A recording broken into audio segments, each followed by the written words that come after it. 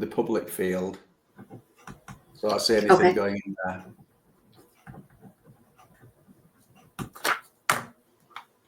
Yeah, I'm going to move to that. It's still not.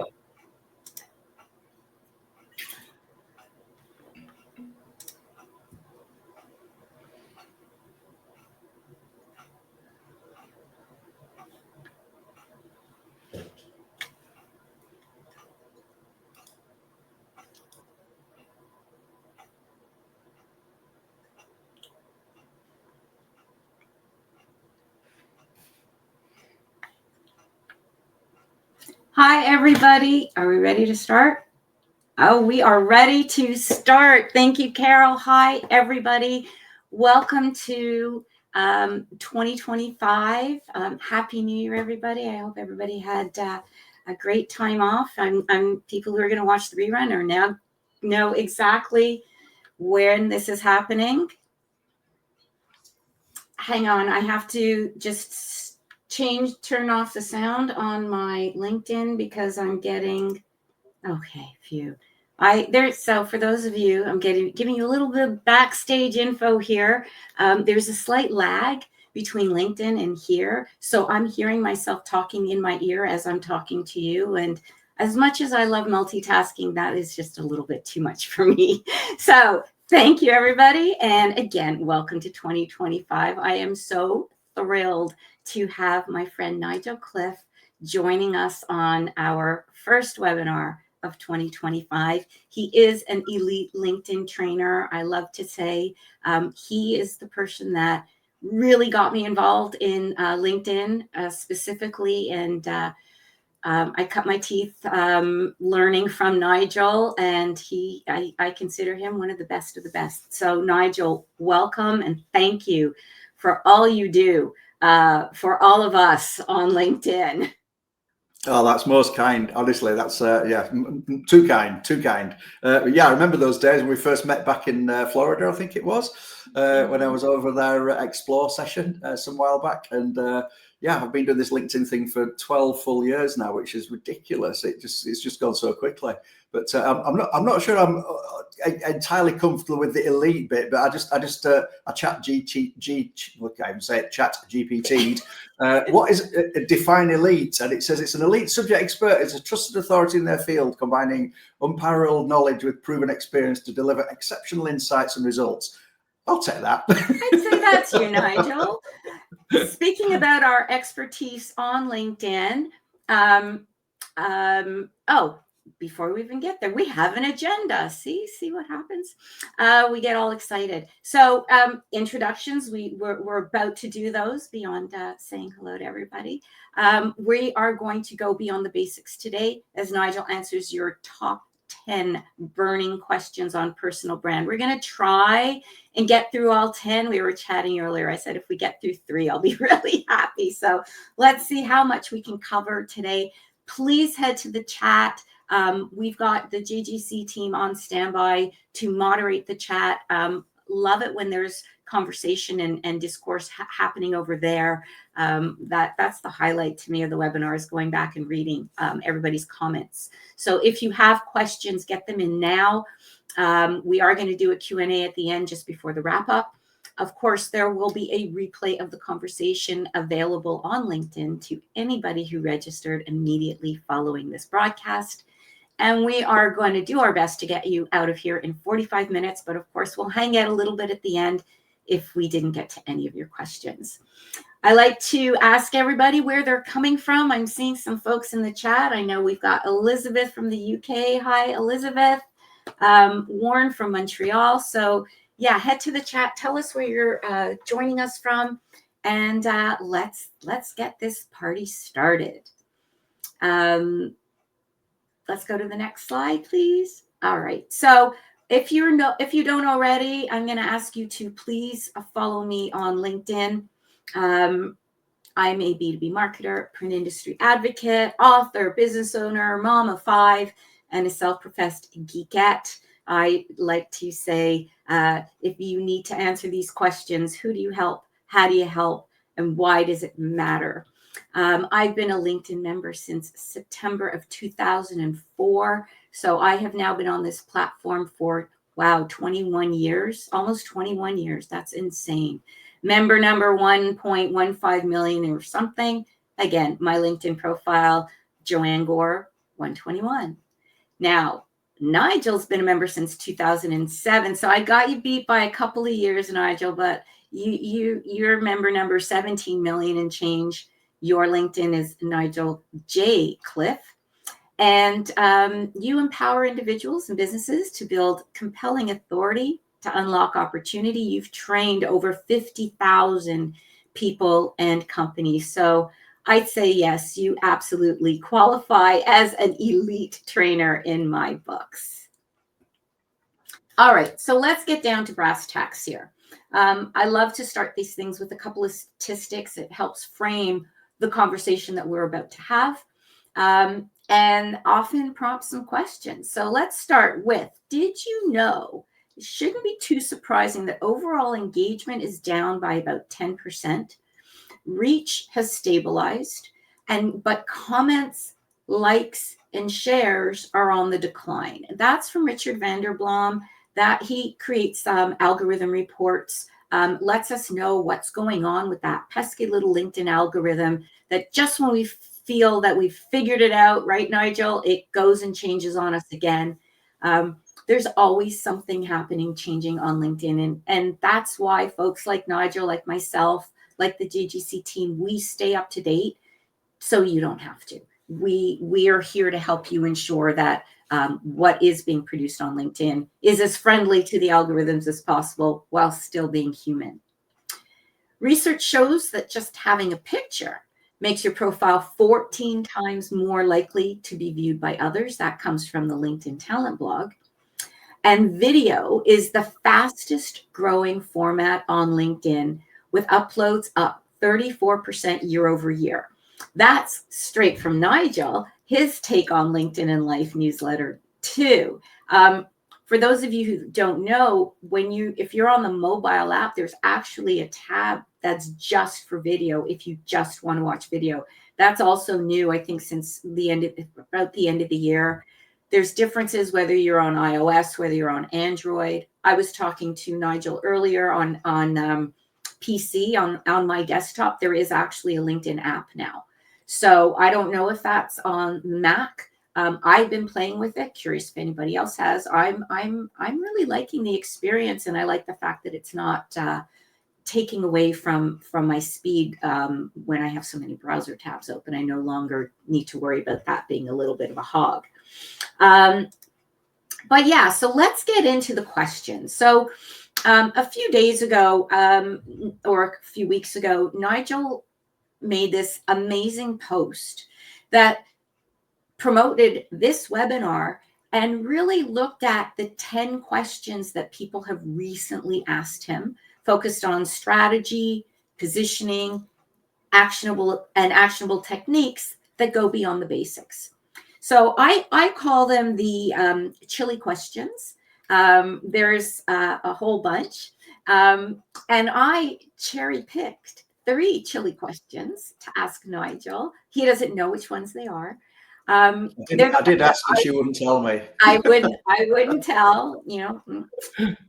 I don't ask, don't tell.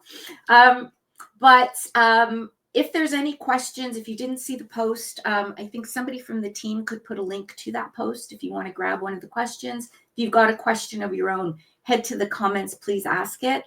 My first question for you, Nigel, out of your list: how can I measure the ROI of my personal branding efforts on LinkedIn?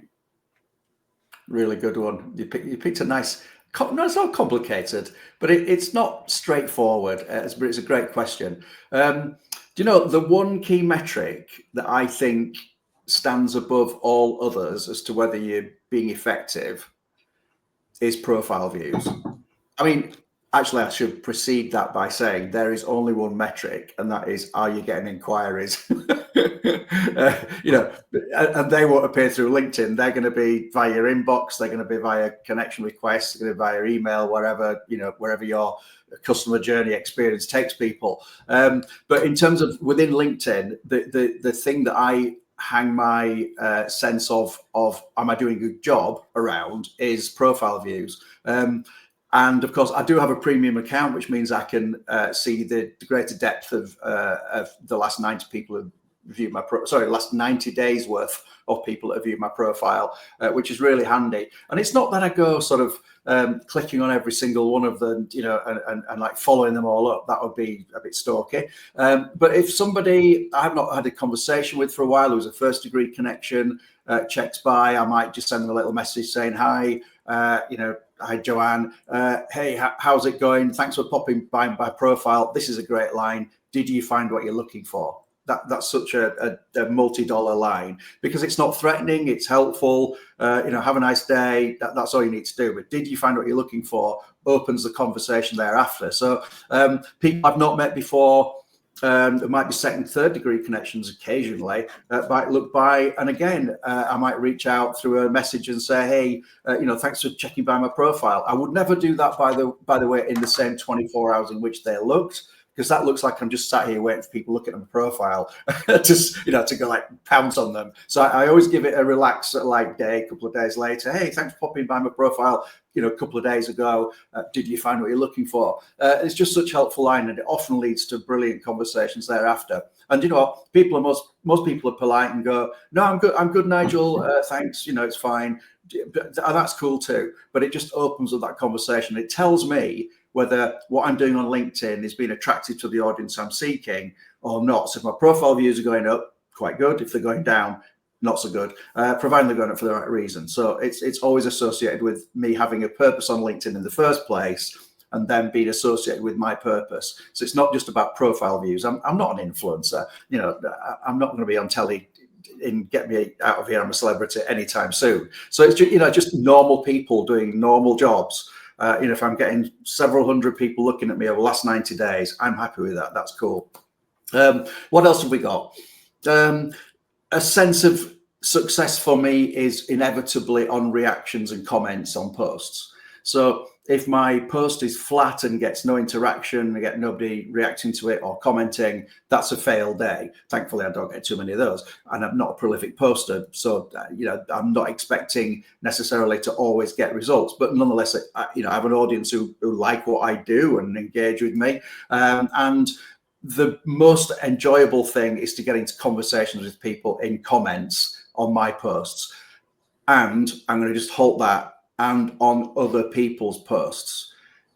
One of the things I'd love you all to take away from today, if nothing else, is the power of commenting on somebody else's content. Honestly, it's amazing. That content is that your comments are shared into their world.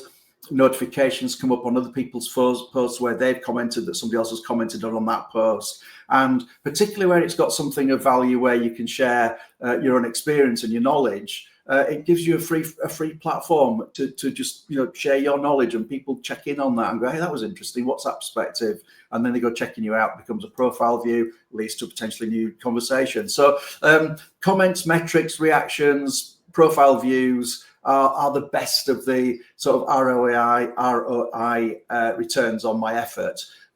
Behind the am I generating leads? That has to be the overall question. If that's not happening, all the metrics in the world, all the profile impressions, all the views, all the comments are worth nothing if you're not actually having something that ticks off what you're here for in the first place to achieve. That help? And you hit the nail on the head when you just said, if it ticks the box of what you want to achieve. I think it's also important to recognize not everybody's on LinkedIn for the same reasons. Some of us are there to just grow our network and amplify our brand because it's important for us to be known and seen for whatever reason. Some of us are there to get a job. Some of us are there to stay in touch, and not in a Facebook way, but in that business networking professional way. Especially if you're sort of moving to the next chapter of your career, where maybe you're becoming a fractional expert, or you're semi-retired or retired, but that doesn't mean you leave everything behind. So there are a lot of reasons, and you know, this goes back to business in general. When you talk about leads, I'm glad you brought up the L word, Nigel, because I'm always pushing of, well, what does a lead mean to you? For me, a lead off of LinkedIn, somebody booked my calendar. If I got a meeting booked in my calendar, that's a lead. Now, they're not necessarily qualified. I call them a marketing lead. They still have to be qualified. They have to be nurtured. We have to find out if there's a right fit. But it all starts by taking it off of LinkedIn and either, booking a call or downloading something, creating some sort of action that shows like, yeah, you know what, there's a little bit of skin in the game here. So I'm glad you brought that up. Thank you. Okay, next question. We can spend all day just on question one, but I did say we could get through at least 3. So let's see if we could do that. Number 2, what are the most common mistakes advanced users make when trying to strengthen their personal brand on LinkedIn? That's actually one of the questions up on the screen right now. Okay. Really good one. There's lots of things, but what's the focus? Do you know what I'd say it is? I think it's focusing on themselves. What do I mean by that? Nobody's really interested in me. Let's be honest. Why would you, unless you're a friend or family or, so nobody's interested in me. We're all, whether like it or not, interested in ourselves and our worlds and what's going to make us feel better, be better off, approach the day with a nice warm feeling. So what we need to do, and people who fail at this seem not to realize, is that your profile and your activity should be generated to be of benefit to the person looking in at you for the first time. I always use that expression. Imagine that somebody's looking at your profile for the first time. What they're going to understand about you, what they're going to learn about you. Are they going to feel trust? Are they going to have a sense of respect? Do they feel that they can take this journey the next step? And for so many, it's like it's what I imagine. Well, imagine I was there 30 years ago. A CV used to be focused. This is me. This is all about me. This is telling you all about. And some people interpret their profile and their activity in, let me tell you all about me. And frankly, nobody's interested. Unless you're highly entertaining or you really have got a specialist value that I'm prepared to put up with your ego in order to get some nuggets out of you. Sorry, then that's fine. It isn't like that. It's just about how can I help you? And I think the biggest mistake people make is not attending to the needs of an audience as opposed to thinking it's about them. Does that make sense, Joey? It makes total sense because I have that conversation with companies as well. It's not just people. Companies like to talk about everything that they do and how they do it as opposed to how they help their buyers and why it matters. So that who you help, how you help, why it matters trickles all the way down from the business concept all the way to your personal brand, your personal story. Funny, you again, you hit the nail on the head. When I was writing my book, for those of you who don't know, I did write a book, Thriving in Chaos, Lessons Learned as a Corporate Marketer, available on Amazon. Okay, that's it for the commercial there. But when I was writing it, halfway through the book, I thought, okay, this is all about me, but who cares? Like literally what you just said, who cares? Who cares about my story? I mean, my family might, my kids might, my friends might, but that's not what really truly matters. So then I took the approach of I took all my stories and turned them into lessons, the lessons learned. And how could what I went through potentially help you? What are the red flags to look for? What are some ways you can bounce back? What are some strategies? So again, to your point, Nigel, it's exactly the same thing. When you meet somebody, you want to learn a little bit about each other. What makes the other person tick? Asking questions, digging deeper. And it's just on a slightly different platform, right? We're using our keyboard instead of really speaking that face to face. So I love it. I love it. I'd add an element there that we have to recognize that LinkedIn is the first step on a journey to a deeper conversation or relationship. So you can almost expect too much of LinkedIn in that regard, but put it in the bracket of being that, I hate the acronyms, but top of funnel. You know what we all mean, marketers. It's that early engagement that builds trust to enable us to get into that next level of a conversation. It could be a Zoom call, it could be email dialogue, it could be a meeting, it could be a coffee, it could be getting a quote, whatever. All we're really trying to do at this point is build enough trust to get to the next level of that ladder of relationship growth. So we need to do everything we can to maximize the first rung of that ladder to enable us to get onto that next rung. And thereafter, get it taken off LinkedIn. It ain't going to happen on LinkedIn. We're not going to, LinkedIn isn't an e-commerce device. I'm not going to transact over LinkedIn. We need to take it authoritatively to somewhere else for that relationship to blossom. Email, Zoom call, as I mentioned. So let's remember what place it has in that journey of growth, be it for lead development, business growth, profile building, thought leadership development, career shifting, whatever. Let's understand what part it plays in that journey, and not expect too much of it, and treat it like it's something a little bit different. Does that make sense? Oh, totally. I like to tell people, pretend you're at a big trade show, and you're at the, and now you're in the hotel bar where everybody likes to go at the end of the day, and just chill and decompress. And you're going to run into some people, they're going to introduce you to some new people. You're going to shake some hands, maybe exchange business cards. You're going to meet new people. That to me is what LinkedIn is. You've got your close-knit group. You've got the folks that they can introduce you to that they feel, can be mutual. You can help each other. And then there's the folks that you seek out in the crowd. Ooh, I want to get in front of that. I want to give this person my business card. I would love to get that person's business card. So you make it your mission to get in front of very specific people. That's LinkedIn. All right, next question. There's so many. How do I strategically leverage LinkedIn newsletters, live video, audio events to grow my brand? Good question. It's got a lot of nuances, has this. The question presupposes that you believe that you have to be in all those channels to make it a success.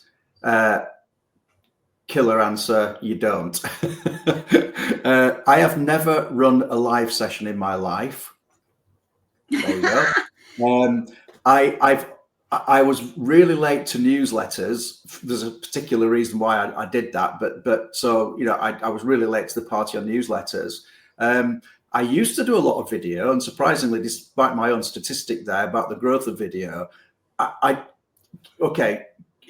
just not part of the TikTok brigade. All right, it's just not where I want to be now. Oh, Nigel, forget it then. You can't be a possible LinkedIn trainer if you're not doing audios, you're not doing videos, you're not doing, how can you possibly make a success of this if you're not running with all the bells and whistles? Do you know what? You don't need to. So let me plant that as there's a whole bunch of people now going, thank goodness for that. I thought there was only me that felt I had to do video to be successful. No, you just find your niche and play in your lane as best as you can be. And any means of doing something on LinkedIn is better than trying to be this in all places. It's just not for me. I've appeared on many lives like this. I've done countless numbers of these, and I love it. It's fantastic. I love conversations. But for me to lead it and have the responsibility of the technology, StreamYard in this, LinkedIn that, things in my ears popping up that I've got this sound delay for. That would. I mean, it's probably because I'm a bloke, Joe, because I can't multitask. I can only do one thing at once. It's impossible for me to do, and the sheer thought about doing those things terrifies me. So I'll tell you what, I'm not going to, not terrifies me, but you know what, I'll stand on a stage in front of 10,000 people. I have no problem with that. That's fine. Do that every day. Put them in a live video. Forget it if I'm running the show. So that, can I just start off saying you don't need to be in all lanes. Now, I picked thoughtful posting, huge amounts of commenting as part of my strategy, and more latterly newsletters. The super thing about a newsletter, of course, as you know, and your audience I know it's a LinkedIn knowledgeable audience, but they probably know when you first publish a newsletter, the invitation to subscribe to it goes out to all your connections. It's a one-time deal. It's a one-time opportunity. So get your first newsletter right in every single respect, because you don't get a second chance for it to be the first one. So that's a really important thing. Thereafter, a way to scale the newsletter growth is just to publish it everywhere. Have it on your email signatures. Have it on, have it as a link on your website. Promote it in your content.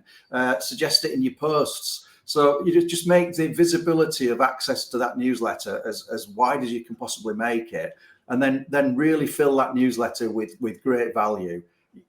I promised in my first newsletter never to publish for the sake of publishing, because I've got a schedule that says on Monday I'm going to produce a newsletter. No, that's not me. I just don't do things like that. But if I've got a story to tell, and I've built up a body of work that feels valuable to me, then I'll put that in a newsletter. And then people have responded, do respond. So, Nigel, your newsletter is fantastic. I get so much value from that. And it takes me a little while to craft it. That's fine. But I'd rather do one value piece that people look forward to reading than just fill the world with more noise.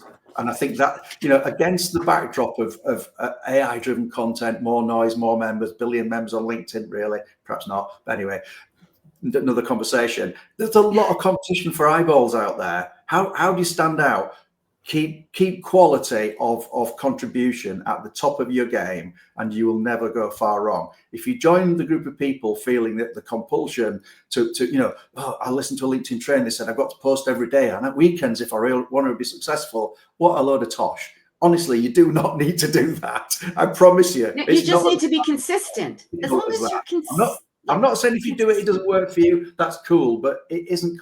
I've made a living out of this for 12 years, and I post typically once a week, and I go a fortnight and I don't post. Do I lose sleep? No. My audience isn't going away anytime soon. But when I come back with some value, I know that my audience will always hang on, and I'm building something. Bruce Johnson on a post early today said, I get people responding and commenting things years later, and I put into his feed. I said, yeah, I've got one post that keeps coming back time and time again that I wrote 7 years ago, and people still find it valued and still commenting. It was an article, I think, at the time. So quality over time beats that short-term desire to win, in the next 24 hours. So a newsletters are a good way to build up that subscription database of people who value what you're saying. So I that's my lane. I'm sticking in that. And for me, other things can, let other people do what they're good at. That's all I'm saying.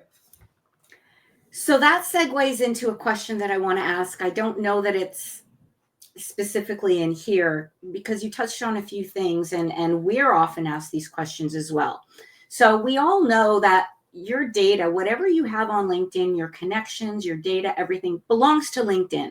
If they decide to shut you down for whatever reason tomorrow, and you haven't exported your data, so no, export your data. At least I like to say change your clocks, change your batteries, export your LinkedIn data. So at least once a quarter, at least twice a year, you're exporting everything.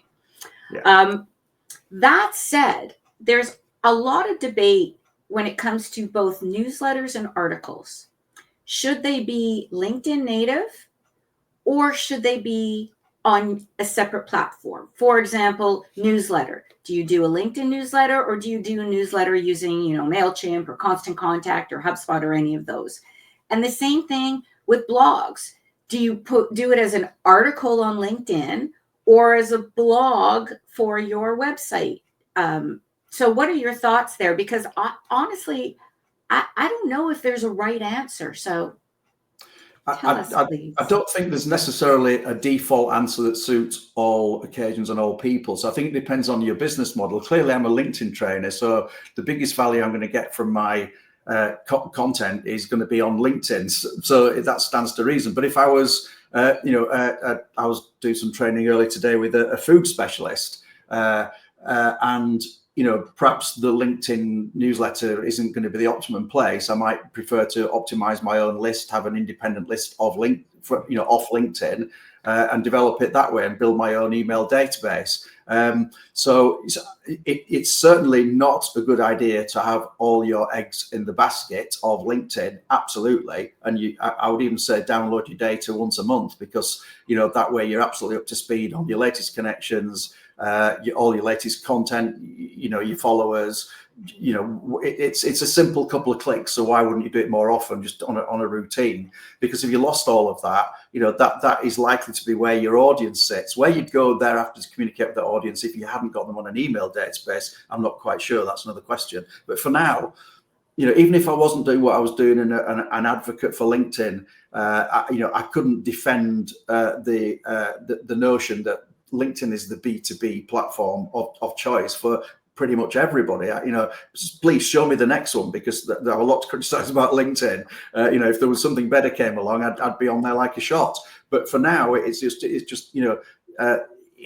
the platform of choice for every business professional. I know that doesn't mean to say there aren't other places where people hang out. Of course there are. But if you're going to have a professional presence, you generally speaking need a LinkedIn profile to go with that presence. And therefore, it's just the place to be. But don't put all your eggs in the LinkedIn basket, for sure. I'm a bit unique in that regard. But I can't think of many cases where you'd hang your whole business model around just being linked on LinkedIn. That would be foolish at best, I think. I think that's smart. Thank you for clarifying that. So in the chat, the chat's been very busy. So thank you, guys. I see Elizabeth asked a question. How does the algorithm impact the stats and interaction levels that you were talking about at the top? Well, the algorithm's such a big question, isn't it? I'm not on LinkedIn, and I don't publish and I don't act in a way that I'm thinking suits the algorithm. I apply my logic, my thinking to human form first. If it happens to trigger algorithms, that's great. So I don't go chasing algorithms. Okay, that's really important, because as soon as you think you're on the right algorithmic, module, it'll switch before you've even got on it. So what's the point in chasing a horse that's already passed its sell by? There's just no point. That's not to say that being aware of factors that influence reach are not worthy of knowing.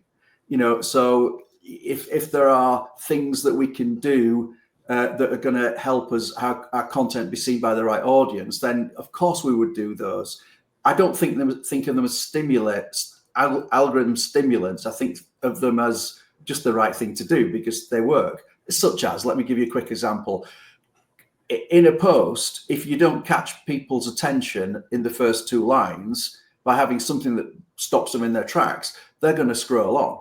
That's not an algorithm-based thing. It's just a human psychology thing. So that would be a good, notion of something to adopt when creating content. However good the rest of that content is, if you've not caught their attention in the opening line words, they're out of here. They've gone. So that's just a good thing to do. So I think we can get confused by chasing algorithms and what's trending. TikTok posts on LinkedIn are supposedly trending and the in thing to do. I've already said I'm not in that game. That's not for me.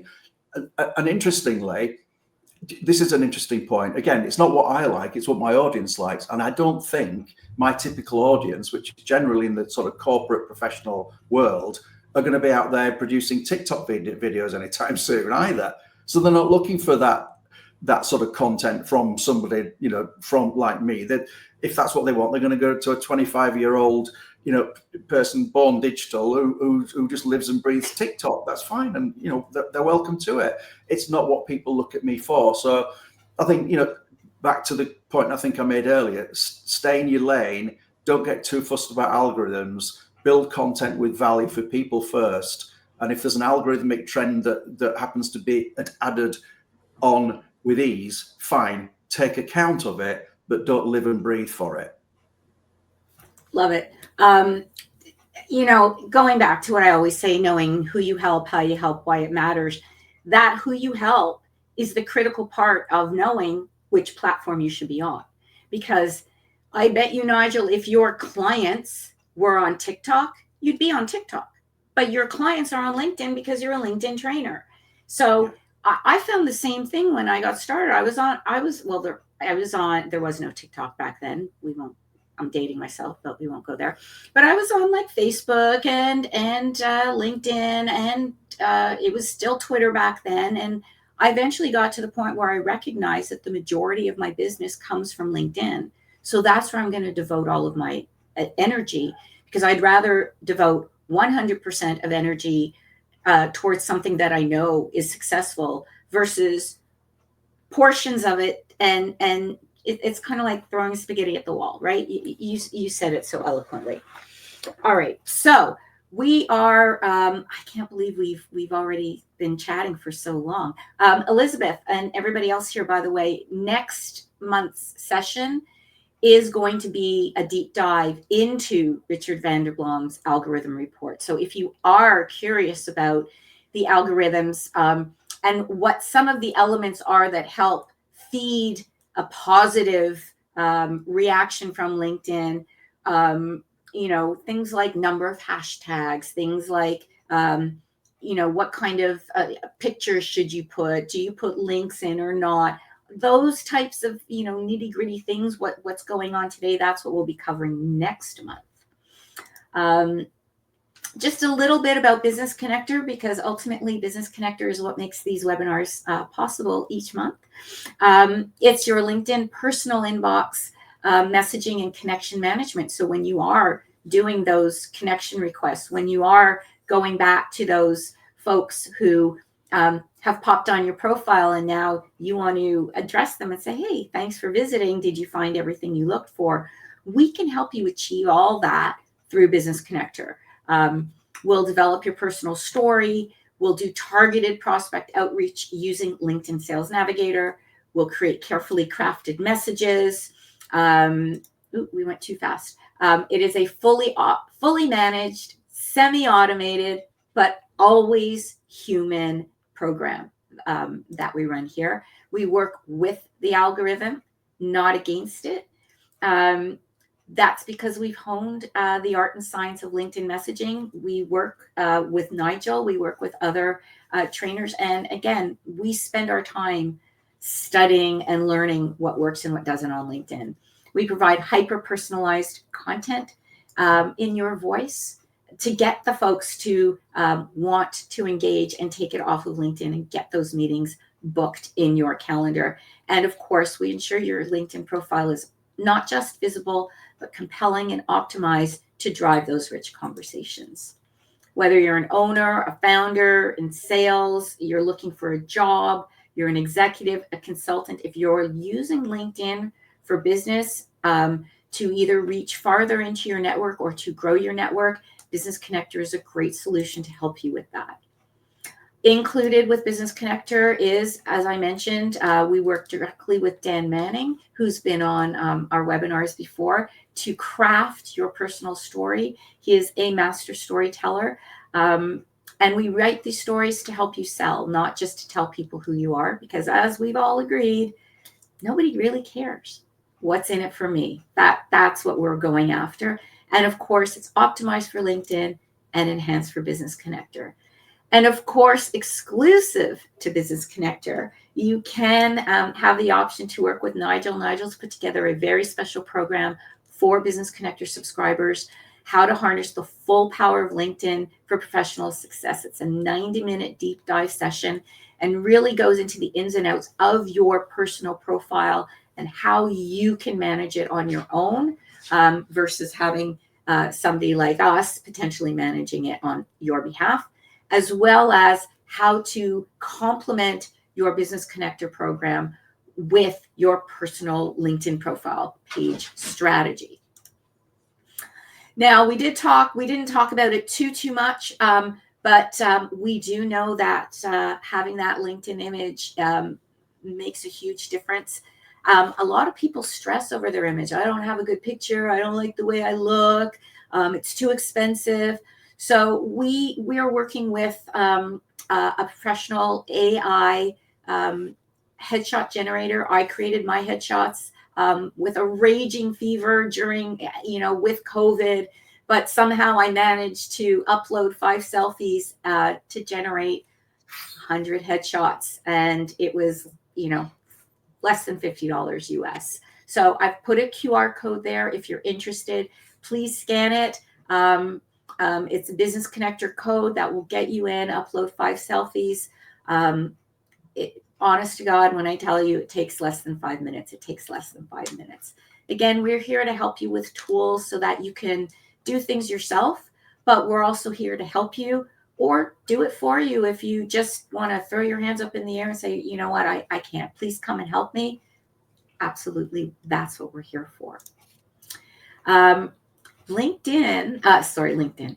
Business Connector now includes Sales Navigator. So you no longer need a Sales Navigator license in order to be onboarded onto LinkedIn and start making your lists.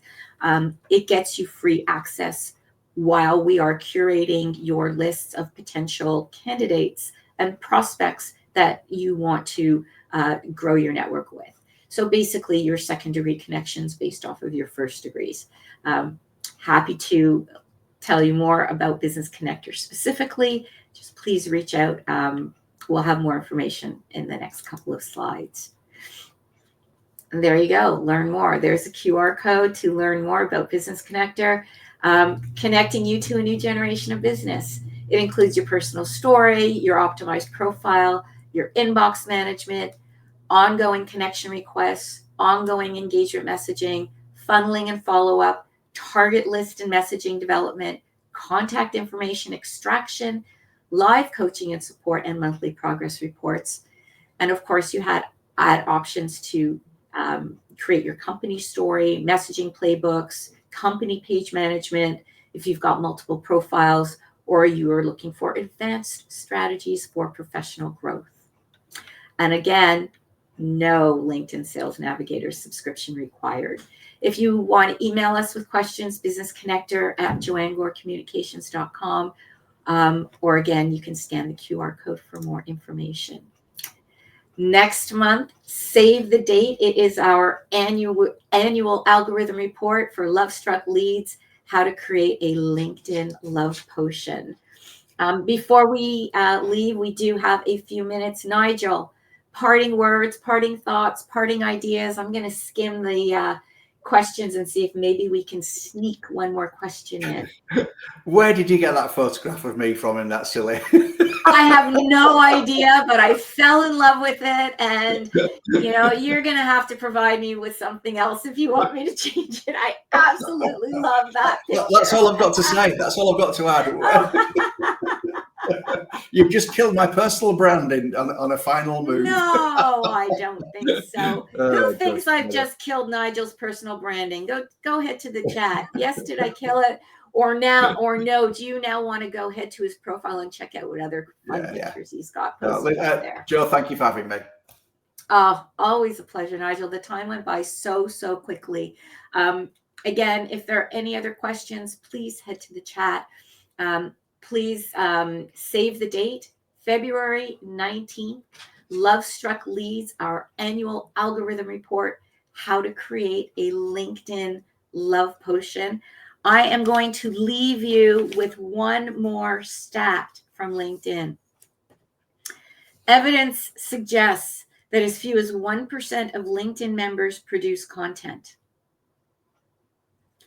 If you broke that down further, that means that only 10% of 1% produce video content. That's 1,000 per 1 million members. That means there is a huge field of opportunity. You don't have to go all in and spend your day on LinkedIn. Just get started. Just start posting. Just start creating content. Start sharing. Start helping. I love to say sharing is caring, and that is the new way to sell in a digital age, is really be that helping hand. There is always something that that somebody doesn't, and you don't know what you don't know. but you do know what you do know. So share that wisdom and you will go far on LinkedIn. Thank you, everybody, for tuning in. Happy New Year. And we will see you next month for Love Struck Leads. Your LinkedIn love potion awaits. Bye, everybody.